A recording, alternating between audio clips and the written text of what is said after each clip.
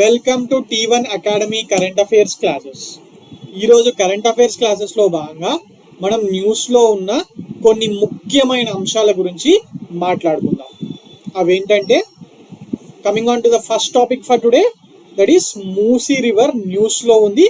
మరి అసలు మూసీ రివర్ ఎందుకు న్యూస్లో ఉంది, దానికి సంబంధించిన ఇన్ఫర్మేషన్ ఏంటి అనేది మనం ఇప్పుడు డిస్కస్ చేసుకుందాం. Okay, 39 STPs to clean up Musi river.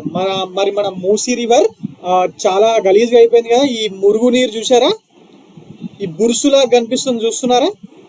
ఈ పాట అంతా, ఈ బురుసులా కనిపిస్తున్న పాట అంతా మనం ఇప్పుడు బట్టలు పిండితే బురుసు ఎట్లా వస్తుంది, అట్లా అప్పుడప్పుడు మన మూసీ రివర్లో కూడా ఇలా కెమికల్స్, ఇదొక ఫోమ్ అంటారు దీన్ని, నురుగు కెమికల్ ఫోమ్ ఫామ్ అవుతూ ఉంటుంది. మరి ఎందువల్ల? Because of the pollution in the Musi river. మరి దాన్ని క్లీన్ చేయడానికి మరియు మూసీ నదిని మళ్ళీ పునర్జీవించడానికి, అంటే రిజ్యూనివేట్ చేయడానికి 39 STPs అంటే ఏంటి గైస్? STPs అంటే ఏంటి? Sewage treatment plants. తెలుగులో కూడా సీవేజ్ ట్రీట్మెంట్ ప్లాంట్స్ అని అంటారు అనుకుంటా. 39 సీవేజ్ ట్రీట్మెంట్ ప్లాంట్స్ ని శాంక్షన్ చేయడం జరిగింది. మరి ఎందుకోసము? ఈ ఏరియాలో ఉన్న పొల్యూషన్ ని మొత్తం క్లీన్ చేయడానికి. మరి దీనికోసం ఏం చేయాల్సి వస్తుంది? ఫస్ట్ ఆఫ్ ఆల్, క్లీన్ చేయడం అంటే ఏంటి? అసలు క్లీన్ చేయడం అంటే వస్తున్నట్టు క్లీన్ చేసి పడేం కాదు. ఫస్ట్ అసలు దాంట్లోకి అంతగా పొల్యూషన్ కారకాలు ఎక్కడికి వెళ్ళి వస్తున్నాయి అని చెప్పి ఫస్ట్ తెలుసుకోవాలి.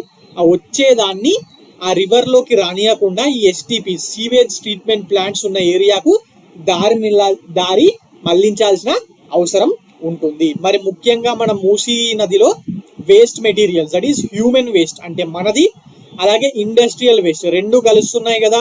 ఆ జీడిమెట్ల ఇండస్ట్రియల్ ఏరియా నుంచి వస్తున్న పొల్యూషన్, ఆ కూకట్పల్లి నాలా ద్వారా వస్తున్నదంతా ఈ మూసీలోనే కలుస్తూ ఉంటుంది కదా.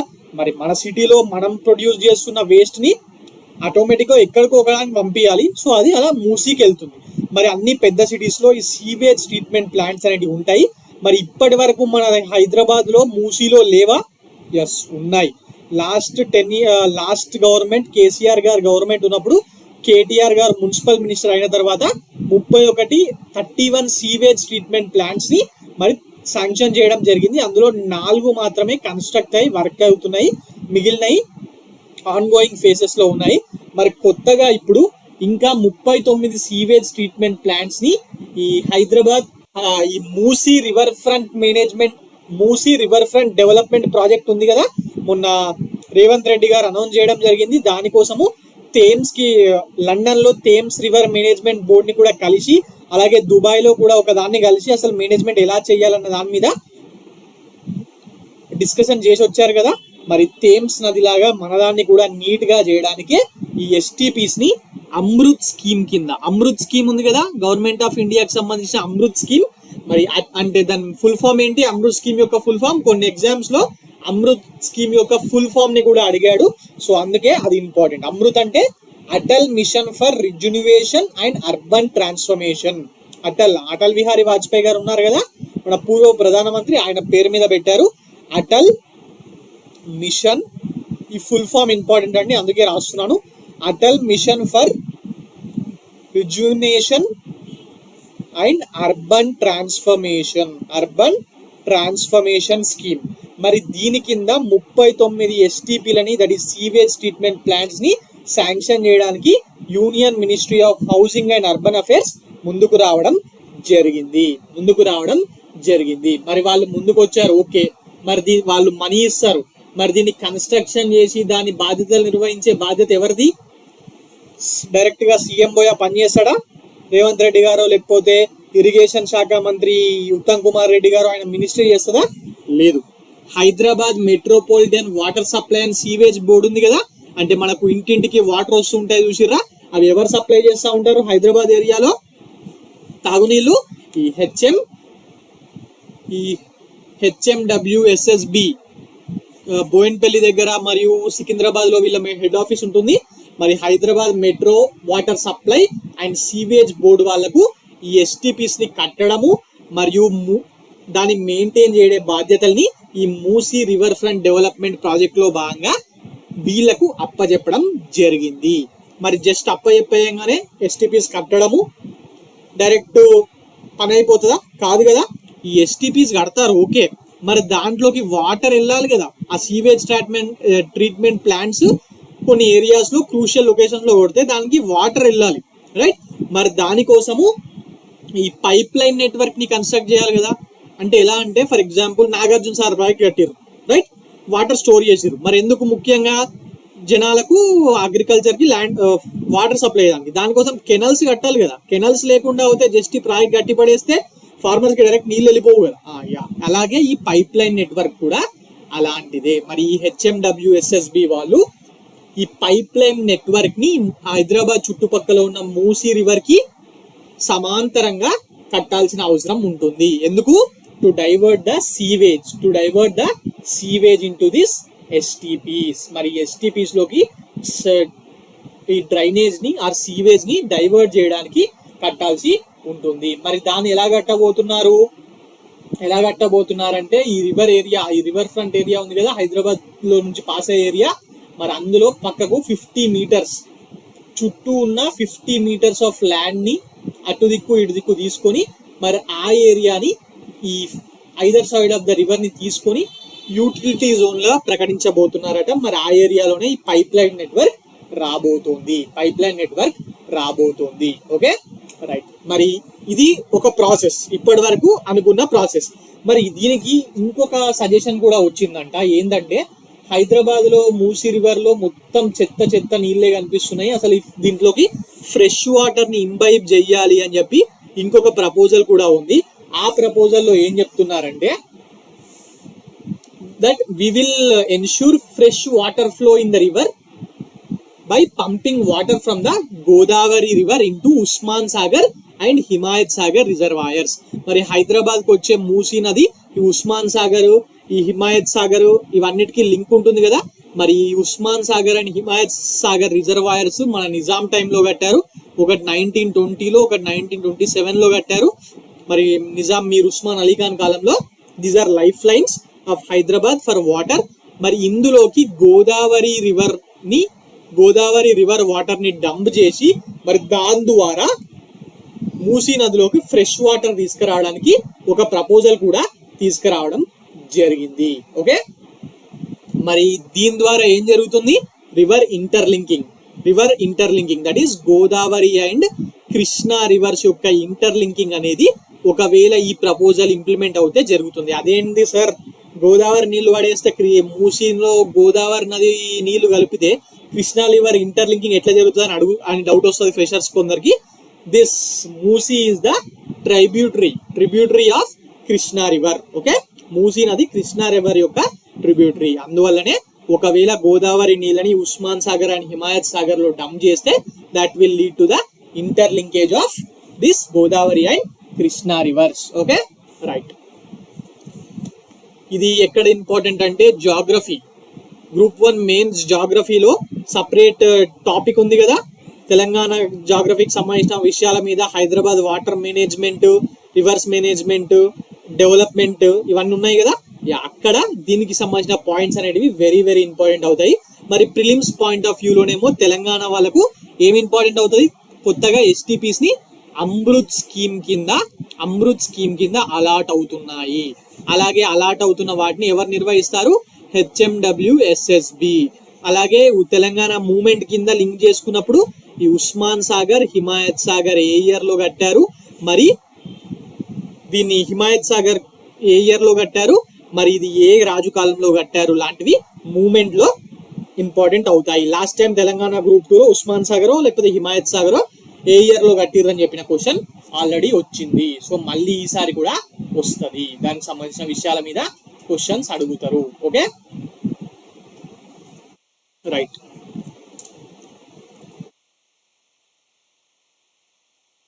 Now coming on to the next topic for today, that is Perini Shivatandavam. Perini Shivatandavam or Perini Natyam ఉంది కదా, మరి తెలంగాణ డాన్స్ ఇది. కాకతీయుల కాలం నాటి డాన్స్. దాని తర్వాత అంతరించిపోయిన రీసెంట్ గా దీన్ని మళ్ళీ ఆవిష్కరించడం జరిగింది కదా 1980s 90s లో.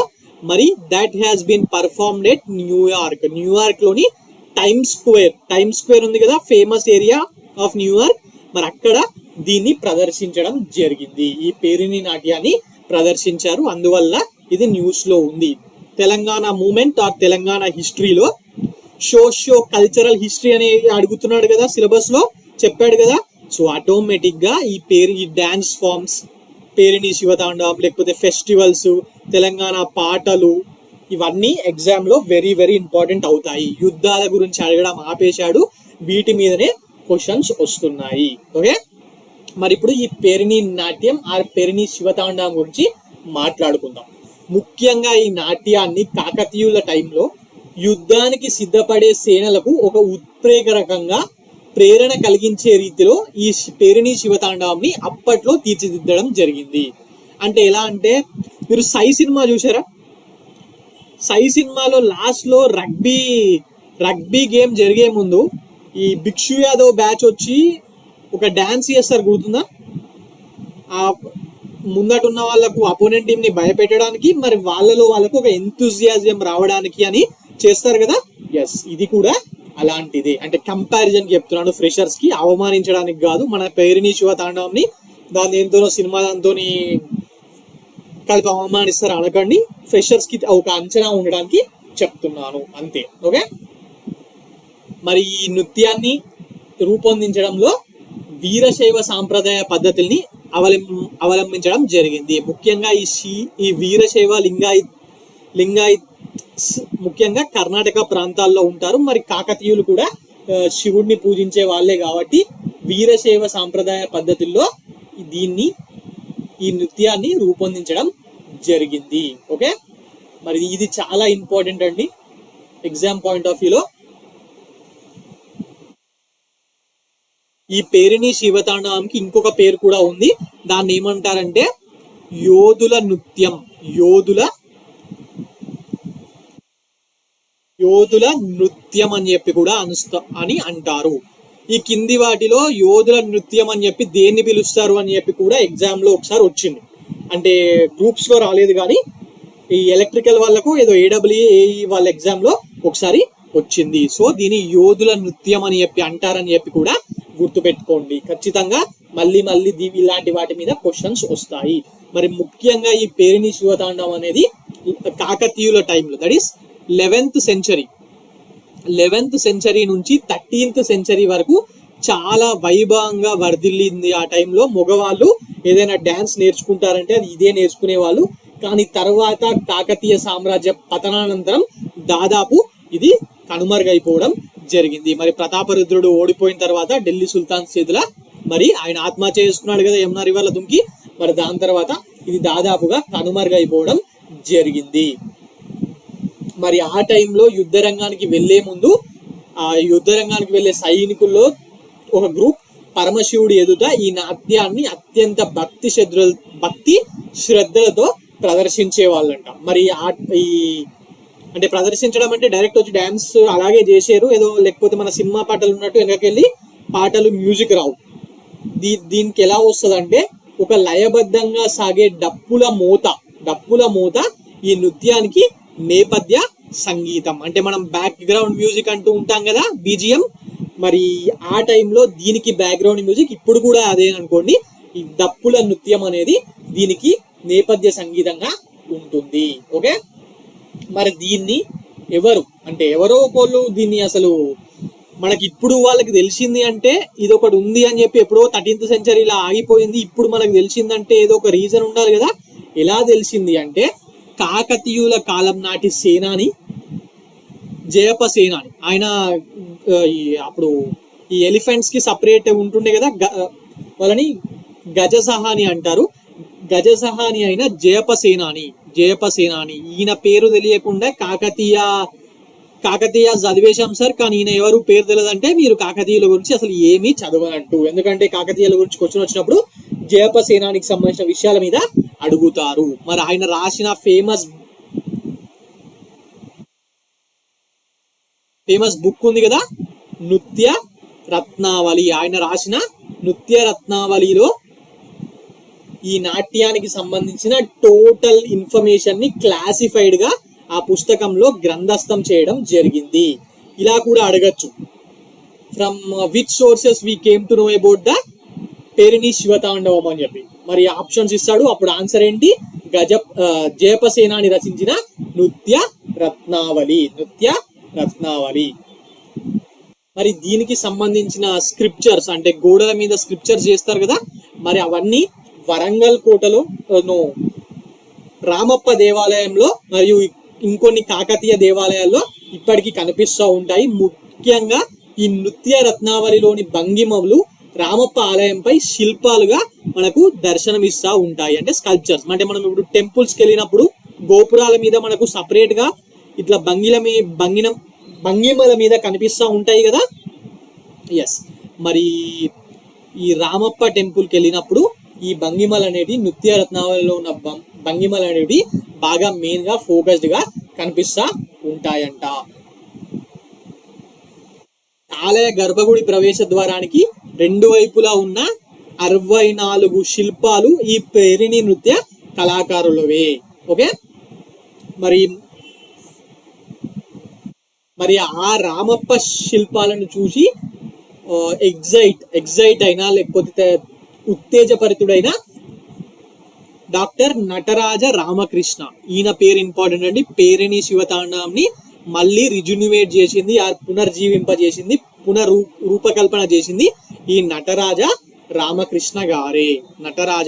రామకృష్ణ గారే. మరి 1980s లో అనేకమైన పరిశోధనలు చేసి ఈ పేరిణి నృత్యాన్ని ఈయన రూపకల్పన చేయడం జరిగింది. మరి ఇందుకోసం ఆయన నృత్య రత్నావళి గ్రంథాన్ని ప్రామాణికంగా ఒక మార్గదర్శకంగా ఎంచుకోవడం జరిగింది. మరి చరిత్రలో ఎక్కడో తప్పిపోయిన పేరిణి నృత్యాన్ని పేర్చి కూర్చి తీర్చిదిద్ది మళ్ళీ జనాల్లోకి తీసుకొచ్చిన ఘనత ఈ నటరాజ రామకృష్ణ గారికే చెల్లుతుంది. ప్రస్తుతం మరి ఇప్పుడు 2 సాంప్రదాయాల్లో ఈ పేరిణి నృత్యాన్ని ప్రదర్శిస్తున్నారు. మగవాళ్ళు చేస్తున్నారు, ఆడవాళ్ళు చేస్తున్నారు. అవే డిఫరెంట్ స్టైల్స్. పురుషులు చేసే టైప్ ఆఫ్ నృత్యాన్ని పేరిణి తాండవం ఆర్ పేరిణి శివతాండవం అని చెప్పి పిలుస్తూ ఉంటారు. మరి మహిళలు చేసే నృత్యాన్ని పేరిణి, ఇది ఇంపార్టెంట్ అండి, మహిళలు కూడా ఈ నృత్యాన్ని చేస్తారు. మరి దానికి కూడా ఒక పేరుంది అనేది వెరీ వెరీ ఇంపార్టెంట్. పేరిణి లాస్యం అని చెప్పి పిలుస్తూ ఉంటారు. ఓకే, ఇది very very important. So what are the most important points to remember here? ఈ హెడ్డింగ్ ఏం అవసరం లేదు, మరి ఏ న్యూయార్క్ టైమ్స్ ఇచ్చిండా, వాషింగ్టన్ స్క్వేర్లు ఇచ్చిండా అలాంటి క్వశ్చన్లు రావు. పేరిణి శివతాండవంని ఎవరు మళ్ళీ పునర్జీవింపజేశారు? నటరాజ రామకృష్ణ 1980s లో.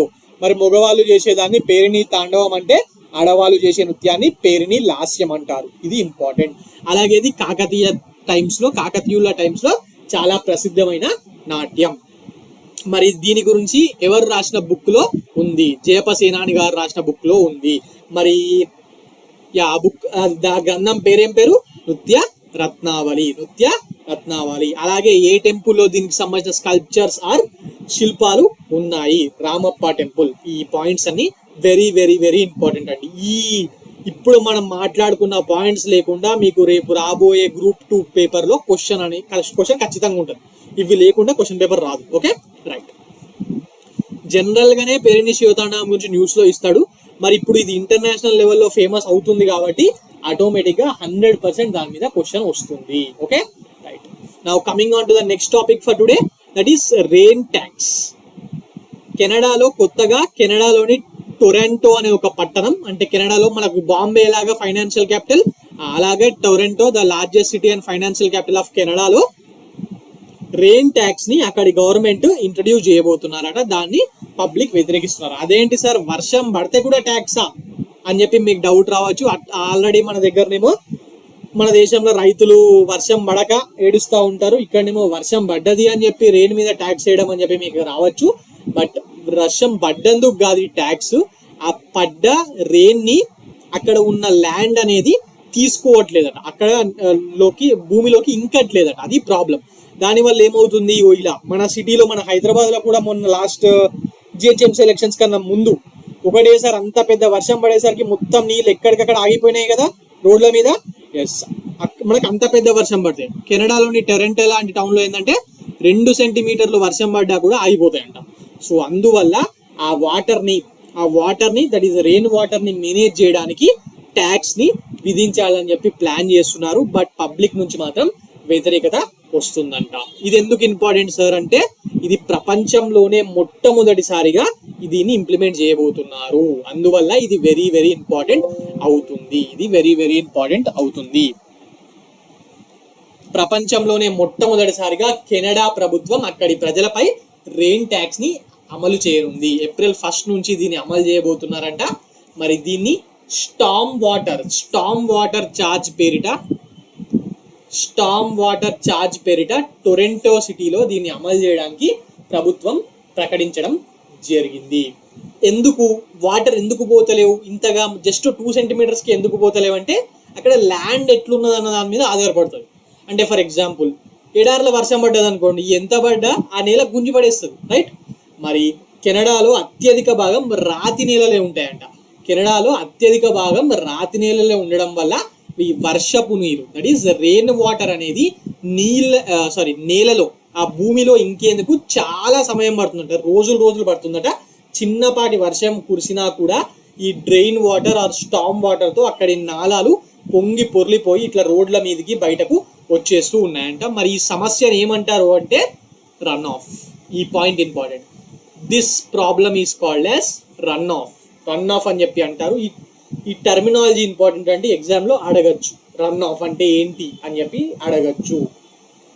మరి దీన్ని అధిగమించేందుకే ప్రభుత్వం ప్రత్యేకమైన మురుగునీటి పారుదల వ్యవస్థ, that is smart water charge or water service charge consultation program ని ప్రారంభించడం జరిగింది. మరి ఈ విధానం ద్వారా సేకరించిన డబ్బులతోని ఈ అదనపు నీటిని బయటకు తీయడానికి ప్రయత్నిస్తారు. ఓకే, మరి దానికయ్యే ఖర్చునే రెయిన్ ట్యాక్స్ ద్వారా భర్తీ చేయబోతున్నారు. మరి దేశం మొత్తం ఒకటే రేటా, సిటీల పల్లెటూర్లలో లేదు. ఎందుకు?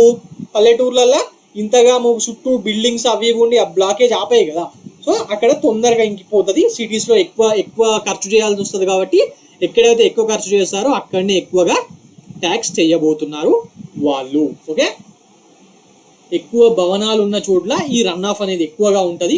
అందువల్ల అక్కడ వర్షం పన్ను కూడా ఎక్కువగా విధించబోతున్నారు. ఓకే, ఆల్రెడీ ప్రపంచంలోనే అత్యధికంగా పర్సనల్ ట్యాక్సెస్ దట్ ఈస్ వ్యక్తిగత పన్ను విధించే దేశాల విభాగంలో కెనడా వాళ్ళు ముందు వరుసలో ఉంటారు. మరి ఇప్పుడు కొత్తగా అక్కడ వర్ష పన్ను కూడా వేస్తే ప్రజలపై పన్ను భారం మరీ ఎక్కువగా ఉంటుంది. మరి అందువల్లనే పబ్లిక్ నుంచి దీని మీద వ్యతిరేకత రావడం జరుగుతుంది. ఆల్రెడీ ఇంత కడుతున్నాం, అందులోకెళ్ళేది ఇది తీసుకోవచ్చు కదా, మళ్ళీ కొత్తగా ఏంది? మనమే రేపు గవర్నమెంట్ జాబ్ ఎక్కిన తర్వాత మనకు వచ్చే శాలరీస్ నుంచి, మీరే ఎక్కిన తర్వాత వచ్చే శాలరీస్ నుంచి ఇక్కడ కట్టుమంటే ఆల్రెడీ ట్యాక్స్ కడతా ఉంటాం, మళ్ళీ సపరేట్గా ట్యాక్స్, రెయిన్ ట్యాక్స్ అంటే ప్రాబ్లమా లేదా? మరి అక్కడ కూడా అదే. మరి ఓనర్స్ మీదనే పెడతారా, అద్దె ఇల్లులో నివసించే వాళ్ళ మీద పెడతారా అనేది ఇంకా డిసైడ్ కాలేదు. మరి అది కూడా చూడాలి. Okay, right. Rain tax Canada, మరి ఇది ప్రిలిమ్స్ పాయింట్ ఆఫ్ వ్యూలో ఇంపార్టెంట్. అదే ఈ అర్బనైజేషన్, దానికి సంబంధించిన రిలేటెడ్ విషయాల్లో మెయిన్స్ లో క్వశ్చన్స్ వస్తాయి కదా, అప్పుడు ఈ rain tax in Canada, that to ఎందుకు స్టామ్ వాటర్ మేనేజ్మెంట్ ఇలా చేయడానికి అనే పాయింట్స్ అనేవి మెయిన్స్ పాయింట్ ఆఫ్ వ్యూలో very very important. Okay, right. Now coming on to the next topic for today, that is Japan యొక్క జాక్సా ఉంది కదా, that is Japan aerospace exploration agency. మనకి ఇస్రో ఎలాగో వాళ్ళకు జాక్సా లాగా, మరి వాళ్ళు స్లిమ్ మూన్ ల్యాండర్ ని పంపించారు కదా మూన్ మీదకి, and they become the 5th country to do that. మరి వాళ్ళు పంపించిన ల్యాండర్ అనేది ఈ లూనార్ నైట్ ని సర్వైవ్ చేసిందంట. ఇది రెండోసారి. లూనార్ నైట్ అంటే అక్కడ ఉష్ణోగ్రతలు చాలా తక్కువగా పడిపోతాయండి. మనం అప్పుడప్పుడు మాట్లాడుకుంటాం, అదేంది మన ద్రాస్లో, కార్గిల్లో -30°C కి పడిపోతుందట, అంటార్టికాలో 40°C కి పడిపోతుంది అని చెప్పి మనం చదువుతాం కదా.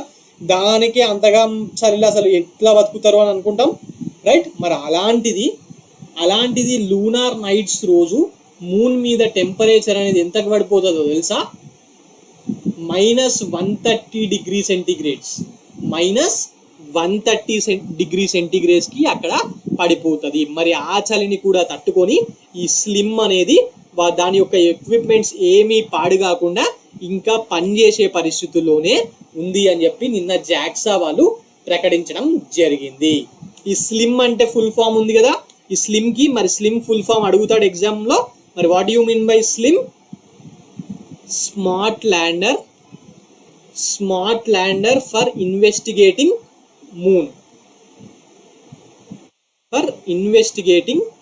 మూన్. మూన్ మీద ఉన్న విషయాలను ఇన్వెస్టిగేట్ చేయడానికి ఈ స్లిమ్ ని జపాన్ వాళ్ళు ప్రయోగించడం జరిగింది. అసలు ఓకే, మరి ది స్లిమ్ అని చెప్పి మాట్లాడుకున్నప్పుడు బేసిక్ గా రావాల్సిన పాయింట్ ఏంటంటే this is a lunar lander mission which has been done by JAXA. మరి ఇప్పుడు ఎప్పుడు ప్రయోగించారు దీన్ని? 2023లో దీన్ని ప్రయోగించడం జరిగింది. మరి దీంతో పాటు ఒక next generation x-ray space telescope ని కూడా అక్కడికి పంపించడం జరిగింది. That is called XRISM. దానికి ఫుల్ ఫామ్ ఉంది x-ray imaging and spectroscopy mission. దీన్ని కూడా 2023లో దాంతో పాటే పంపించడం జరిగింది. This XRISM is a next generation x-ray space telescope. మరి ఈ స్లిమ్ మిషన్ ల్యాండర్ అసలు దీని వెయిట్ ఎంత, ఇంత మనకు అవసరం ఉండదు, ఎందుకంటే మన ఇస్రో వాళ్ళు ప్రయోగించింది కాదు కదా. జస్ట్ జాక్సా వాళ్ళు స్లిమ్ అనే ల్యాండర్ ని మూన్ మీదకి ప్రయోగించారు అని చెప్పి తెలుసుకుంటే సరిపోతుంది. And one more important point, SLIM by launching or landing SLIM on to the moon, Japan has become the 5th country in the world to achieve a soft landing of a spacecraft on the moon. Moon మీదకి soft landing చేసిన 5వ దేశంగా Japan వాళ్ళు నిలవడం జరిగింది. మరి దానికన్నా ముందు 4 దేశాలు ఏమేంటి? ఫస్ట్ ఏది? USSR, సెకండ్ చైనా, థర్డ్ మరి మన ఇండియా ఫోర్త్. ఈ 4 దేశాలు జపాన్ కన్నా ముందే వెళ్ళడం జరిగింది. మరి ఎందుకు చేశారు? అక్కడ దీన్ని ల్యాండ్ చేసిన తర్వాత ఒక రోవర్ని రిలీజ్ చేసి, 2 మనం ఒకటి చేశాం కదా ప్రజ్ఞాన్ రోవర్, మరి వీళ్ళేమో 2 స్మాల్ రోవర్స్ ని అక్కడ తింపుతున్నారు to collect the scientific data, temperature and metals, ఇవన్నీ గ్యాసెస్ ఏమున్నాయి ఇవన్నీ తెలుసుకోవడానికి దాన్ని ప్రయోగించడం జరిగింది. ముఖ్యంగా this is specially meant for precision landing. Precised గా ఎగ్జాక్ట్ గా 100 ఎక్కడైతే దిగాలని చెప్పి టార్గెట్ పెట్టుకున్నారో దాని చుట్టుపక్కల 100 మీటర్ల లోపులోనే దిగేలా దీన్ని రూపొందించడం జరిగింది. Okay right, these are all the important points regarding this SLIM lander. Okay right, now coming on to the next topic for today, Bohag Bihu అని పేరున్నారా?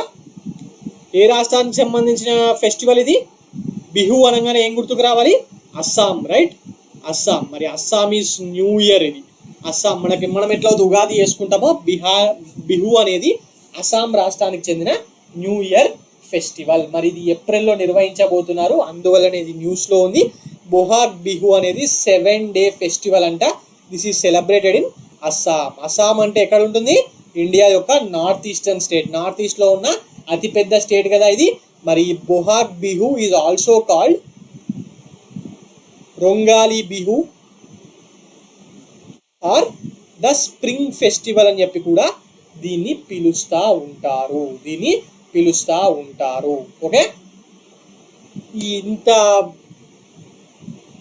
ఇంతవరకు గుర్తుపెట్టుకుంటే చాలండి. మరి ఇక దీంట్లో ఏం సెలబ్రేట్ చేస్తారు, ఇంత సినిమా మనకు అవసరం లేదు. Bihu, Assam's new year, this is celebrated in April, 7-day festival. Bohag Bihu is also called as Rongali Bihu or the spring festival. ఈ పాయింట్స్ తెలుసుకుంటే చాలు. Okay right, now coming on to the next topic for today, that is హిందూ మహాసముద్రంలో, that is Indian ocean లో ఒక gravity whole ఉంది. మరి దానికి సంబంధించి ఒక రీసెంట్ రిపోర్ట్ పబ్లిష్ అయ్యింది. మరి అందుకే ఇది న్యూస్ లో ఉంది. Okay, the mysterious giant gravity hole in the Indian Ocean and why it was form. ఇది ఎందుకు ఫామ్ అయింది అనే విషయాల మీద ఒక రిపోర్ట్ పబ్లిష్ అయింది. ఇది చూడంగానే ఏమైనా గుర్తుకొచ్చిందా మీకు? 90s కిడ్స్ అప్పట్లో శివపుత్రుడు కాదు, దేవీపుత్రుడు సినిమా చూసిర్రా? వెంకటేష్ది.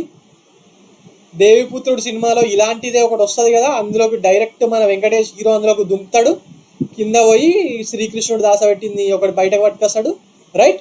యా, ఇది కూడా సేమ్ మక్కికి మక్కి అలాంటిదేనండి. మరి అలాంటిది ఒకటి ఉందంట, మరి దానికి సంబంధించి ఉండేది, మరి దానికి సంబంధించిన ఒక రిపోర్టే రీసెంట్గా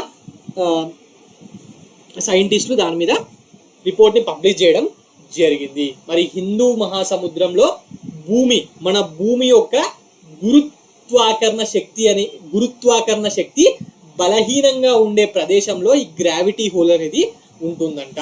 మరి దీనివల్ల సముద్ర ఉపరితలం 328 అడుగులకు పైగా కుంగిపోతూ ఉంటుందంట. సో అందువల్లనే దీనికి సంబంధించిన ఇన్ఫర్మేషన్ న్యూస్లో ఉంది. మరి గురుత్వాకర్షణ శక్తిని ఇంగ్లీష్లో ఏమంటారు? Gravitational pull, earth's gravitational pull. ఈ ఏరియాలో ఎర్త్స్ గ్రావిటేషనల్ పుల్ అనేది వీక్ గా ఉంటుంది, which will result to a depression of sea level by 328 feet. Okay, మరి ఇలా ఎందుకు జరుగుతుంది అని చెప్పి మన సైంటిస్ట్ ఒక పజిల్ లాగా ఉండే, but now researchers have claim to have discovered a credible explanation for its formation. ఇది ఇంతకుముందు ఇలా ఎందుకు అవుతుంది అని చెప్పి తలలు బద్దుకలు కొట్టుకునే వాళ్ళు, మరి ఇప్పుడేమో ఫైనల్గా ఒక కన్క్లూజన్కి రావడం జరిగింది. అదేంటంటే భూమి యొక్క అట్టడుగు నుంచి వచ్చే మ్యాగ్మా, అంటే పర్వతాల్లో ఎర్రటి మ్యాగ్మా ఉంటుంది కదా, మ్యాగ్మాని తెలుగులో శిలాద్రవం అని చెప్పి అంటూ ఉంటారు, శిలాద్రవం అని చెప్పి అంటారు. మరి ఆ మ్యాగ్మా వల్లనే ఇది ఏర్పడినట్లు పరిశోధకులు చెప్పడం జరుగుతుంది. మరి ఇది కూడా మన ఇందాకే నేను చెప్పాను, వాల్కెనోస్, దట్ ఈస్ అగ్ని పర్వతాలు ఏర్పడడానికి కారణమయ్యే మ్యాగ్మా వంటిదే అని చెప్పి ఆ సైంటిస్టులు ధృవీకరించడం జరిగింది. మరి 14 కోట్ల సంవత్సరాల కిందట, 14 crore years కిందట ఉన్న పరిస్థితులను ఇప్పుడున్న సూపర్ కంప్యూటర్స్ ద్వారా అంచనా వేసి ఈ నిర్ధారణకు వచ్చామని చెప్పి వాళ్ళు తెలియజేయడం జరిగింది. మరి ఇది ఇండియన్ ఓషన్ లో ఎక్కడనో లేదు, ఆఫ్రికా అటెండో లేదు, మన సౌత్ ఇండియా ఎండ్ నుంచే ఈ గ్రావిటీ హోల్ ప్రారంభమైంది.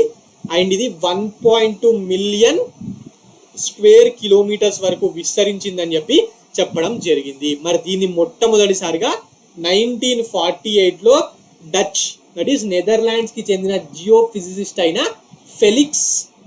ఫెలిక్స్ మొయినెజ్ గారు 1948లో దీన్ని గుర్తించడం జరిగింది. ఓకే, సో ఇది వెరీ వెరీ ఒక్కసారి చూసుకోండి, ఇంపార్టెంట్. గ్రావిటీ హోల్ అడిగితే అడగచ్చు, అంటే గ్రావిటీ హోల్ ఏడుంది అని చెప్పి అడగడు. ఇండియన్ ఫిజికల్ జాగ్రఫీలో భాగంగా ఈ గ్రావిటీ హోల్కి సంబంధించిన కాన్సెప్ట్, మరి ఎందుకు ఫామ్ అవుతుంది అని చెప్పి సైంటిస్టులు అభిప్రాయపడుతున్నారు అనే విషయాల మీద అడుగుతారు. మరి కావడానికి ముఖ్యమైన రీజన్ ఏంటి? గ్రావిటీ పుల్, దట్ ఈస్ గురుత్వాకర్షణ శక్తి తక్కువగా ఉండడం. ఓకే, గురుత్వాకర్షణ శక్తి అనేది బలహీనంగా ఉండడం దీని యొక్క main reason. Okay, right. Current అఫైర్స్లో అడగరండి దీని మీద, ఇండియన్ ఓషన్లో ఉంది, దీని మీద సైంటిస్టులు కొత్తగా రిపోర్ట్ ఇచ్చి ఇది అడగరు. ఈ గ్రావిటీ హోల్ కాన్సెప్ట్ ఉంది కదా, ఆ గురుత్వాకర్షణ శక్తి బలహీనంగా ఉండడం, దానికి సంబంధించిన విషయాల మీద ఎగ్జామ్లో అడుగుతాడు ఫిజికల్ జాగ్రఫీలో భాగంగా. Okay, right. Now coming on to the next topic for today, that is మనిషి మనకుండే చెవులు ఉన్నాయి కదా, మరి దాని యొక్క రిప్లికా ఆర్ ప్రతిరూపాన్ని శాస్త్రవేత్తలు రీసెంట్గా పునఃసృష్టించడం జరిగింది. ఈ ఫోటోగ్రాఫ్స్ కనిపిస్తున్నాయి కదా, ఇది దానికి సంబంధించింది. మరి ఇయర్ యొక్క ఆకారంలోనే ఉంది కదా, మరి అచ్చం మనుషు చెవుల్లాగానే ఉండే ప్రతిరూపాలని అమెరికాలోని యూనివర్సిటీలో Weill Cornell medicine and Cornell engineering కి చెందిన శాస్త్రవేత్తలు దీన్ని సృష్టించడం జరిగింది. ఏ యూనివర్సిటీకి చెందిన శాస్త్రవేత్తలు అన్నప్పుడు వెయిల్ కార్నెల్ మెడిసిన్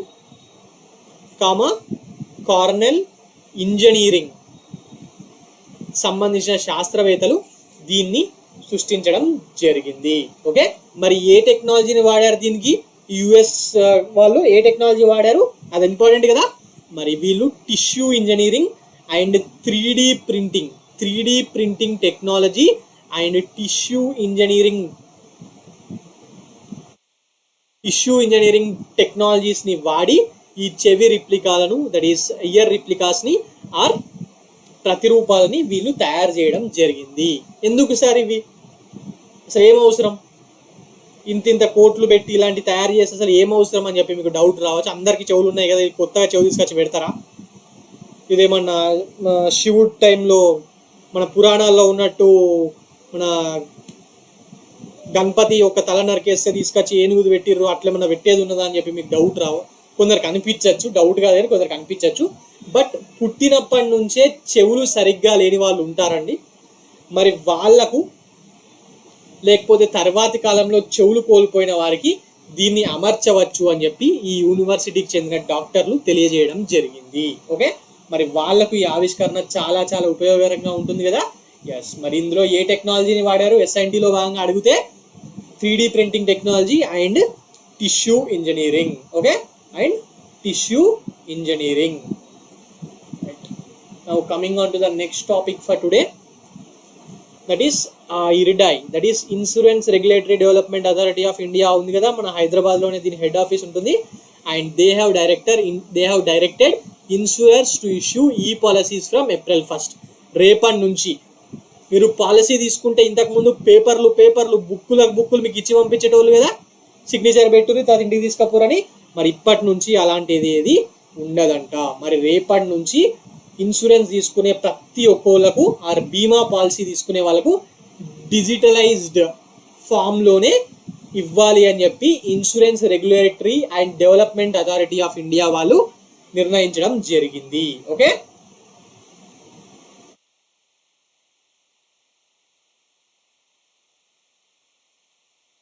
సో ఈ డిసిషన్ వల్ల ఏమవుతుందంటే ఎల్ఐసి వాళ్ళు లేకపోతే health insurance, bike insurance, vehicle insurance ఏది తీసుకున్నా కూడా బీమా సంస్థలు, దట్ ఈస్ ఇన్సూరెన్స్ కంపెనీస్ అన్నీ కూడా తమ పాలసీదారులకు అంటే మనకు ఈ పాలసీలు అన్నిటినీ కూడా ఈ ఇన్సూరెన్స్ అనే పద్ధతిలోనే అందించాల్సి ఉంటుంది. Okay, because this is mandatory అంట. సో దీనివల్ల ఏమవుతుంది, చాలా ఇన్సూరెన్స్ తీసుకుంటారు కదా, ఒకటే అవుతే ఒకటి ఇస్తాడు, రైట్? మరి దీనికోసం ఏం చేస్తున్నారంటే ఈ ఇన్సూరెన్స్ అకౌంట్ని స్టార్ట్ చేయాల్సి ఉంటుంది. ఈ ఇన్సూరెన్స్ అకౌంట్ అనే ఆన్లైన్ అకౌంట్లో ఈ బీమా పాలసీలను ఎలక్ట్రానిక్ రూపంలో సేవ్ చేసి ఈ అకౌంట్ సాయంతో పాలసీదారులు తమ ఇన్సూరెన్స్ పాలసీ ప్లాన్లను ఆన్లైన్లోనే యాక్సెస్ చేసుకునే విధంగా ఈ పోర్టల్ని రూపొందించడం జరుగుతుంది. Okay, right. సో ఇదండి దీనికి సంబంధించిన information. Now coming on to the next topic for today, that is Indian నేవీకి చెందిన ఒక special operation to stop piracy అంటే సినిమా పైరసీ అది కాదు, సినిమా సీడీల పైరసీ అది కాదు, కొత్త వాళ్ళకు ఫ్రెషర్స్కి చెప్తున్నాను. ఇది దేని గురించి అంటే మన సొమాలియన్ పైరేట్స్ ఉంటారు కదా, ఆ ఏరియాస్లో ఈ సొమాలియా ఈ ఏరియాలో తిరిగే బాబల్ మండప్ లేకపోతే పర్షియన్ గల్ఫ్ ఈ ఏరియాలో తిరిగే నౌకల్ని హైజాక్ చేస్తూ ఉంటారు. మరి వాళ్ళకు వ్యతిరేకంగా మరి మన షిప్స్ని అలాగే ఆ ఏరియాలో తిరిగే ఇంకెవరన్నా వేరే దేశాల షిప్స్ని కాపాడడానికి ఇండియన్ నేవీ ఒక ప్రత్యేక ఆపరేషన్ చేపట్టడం జరిగింది. మరి దానికి ఏమని పేరు పెట్టారు, ఆపరేషన్ సంకల్ప్. మొన్న ఆల్రెడీ క్లాస్లో చెప్పాను ఏమని, ఆపరేషన్ సంకల్ప్ గురించి ఎక్స్ప్లెయిన్ చేయలేదు, జస్ట్ ఇరాన్కి సంబంధించిన ఒక షిప్ని సొమాలియన్ పైరేట్స్ హైజాక్ చేస్తే మన వాళ్ళు INS త్రిశూల్ అండ్ INS సుమేధాలో వెళ్ళి దాన్ని అడ్డుకోవడం జరిగింది. మరి 23 మంది పాకిస్తాన్లను విడిపించారన్నాను కదా, మరి దానికి ఈ ఆపరేషన్ సంకల్పే ముఖ్యమైన కారణం. మరి దేశాలతో అంటే మన దేశమా వేరే దేశమా దాంతో సంబంధం లేకుండా సముద్ర నావికుల భద్రతా విషయంలో భారత్ నేవీ ఎప్పుడూ కాపాడడానికి ముందంజలోనే ఉంటుంది కదా. మరి గత కొంతకాలంగా ముఖ్యంగా ఈ పాలస్తీన్ మీద ఇజ్రాయెల్ వాళ్ళు దాడి చేసిన తర్వాత ఈ యమన్ దేశంలో ఉన్న టెర్రరిస్ట్ ఆర్గనైజేషన్ ఒకటి కమర్షియల్ షిప్స్ని అటాక్ చేస్తుంది కదా. ముఖ్యంగా ఎక్కడ చేస్తుంది, కమర్షియల్ షిప్స్ని Gulf of Aden or this Bab el Mandeb area and Persian Gulf ఈ ఏరియాలో వెళ్తున్న నౌకల్ని వాళ్ళు హైజాక్ చేస్తున్నారు. మరి ఇంకా సొమాలియన్ పైరేట్స్ అవుతాయి ఇంకెప్పటి నుంచో ఇదే పని మీద బతుకుతూ ఉంటారు. మరి ఈ వాణిజ్య నౌకలే లక్ష్యంగా దాడులు జరుగుతున్న నేపథ్యంలో వాటిని అడ్డుకోవడానికి ఆల్రెడీ యుఎస్ వాళ్ళు యూకే వాళ్ళు సపరేట్ ఒకటి చేస్తున్నారు కదా మిషన్. మరి మన సైడ్ నుంచి ఆపరేషన్ సంకల్ప్ ద్వారా ఈ నౌకల్ని రక్షించడానికి భారతదేశం దీన్ని స్టార్ట్ చేయడం జరిగింది. ఎగ్జామ్లో ఈ operation Sankalp is related to what అని చెప్పి ఇచ్చి కింద పాయింట్స్ ఇస్తాడు. Okay, so this is related to what? Protecting the ships, commercial ships of any country. Only ఇండియాకి సంబంధించింది మాత్రమే కాదు, ఎవరిదైనా కాపాడతారు. దీనికి ఎగ్జాంపుల్ నిన్న మనం మాట్లాడుకున్న ఇరాన్కి సంబంధించింది. ఓకే,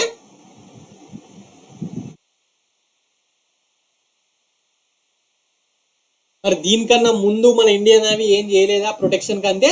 లేదు. ఇండియన్ నేవీ ఆపరేషన్ సంకల్ప్ తో పాటు ఇతర మిషన్ల కింద ఇప్పటి వరకు 13 పైరేట్స్ వ్యతిరేక ఆపరేషన్స్ ని నిర్వహించిందంట. మరి ఈ ఆపరేషన్స్ ద్వారా మన దేశస్తులను మాత్రమే కాకుండా 65 మంది అంతర్జాతీయ పౌరులను రక్షించడం జరిగింది.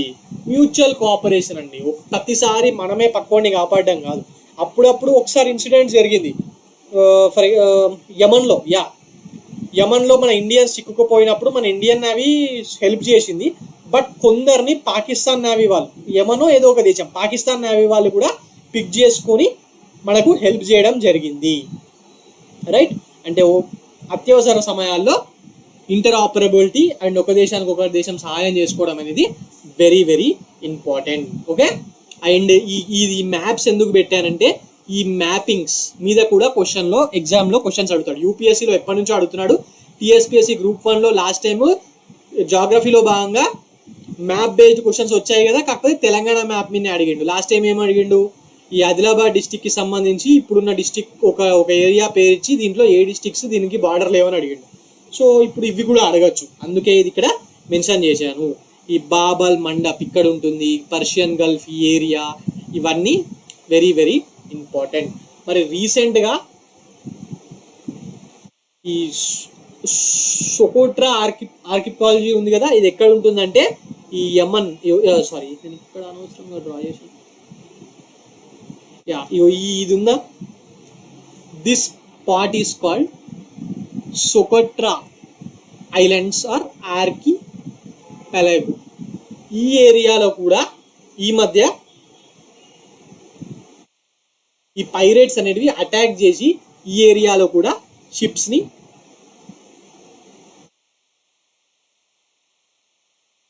హైజాక్ చేస్తున్నారు. సో ఈ సొకోట్రా ఆర్కిపెలాగో ఎక్కడ ఉంది అని చెప్పి ఎగ్జామ్లో అడగచ్చు. That is also very very important. మరి దీనికి 2008లోనే యునెస్కో వాళ్ళు వరల్డ్ హెరిటేజ్ సైట్ గుర్తింపు ఇవ్వడం జరిగింది. ఇదొక ద్వీప సమూహం. ముఖ్యంగా ఈ ఏరియా అనేది గౌరుడఫుయ్ ఛానల్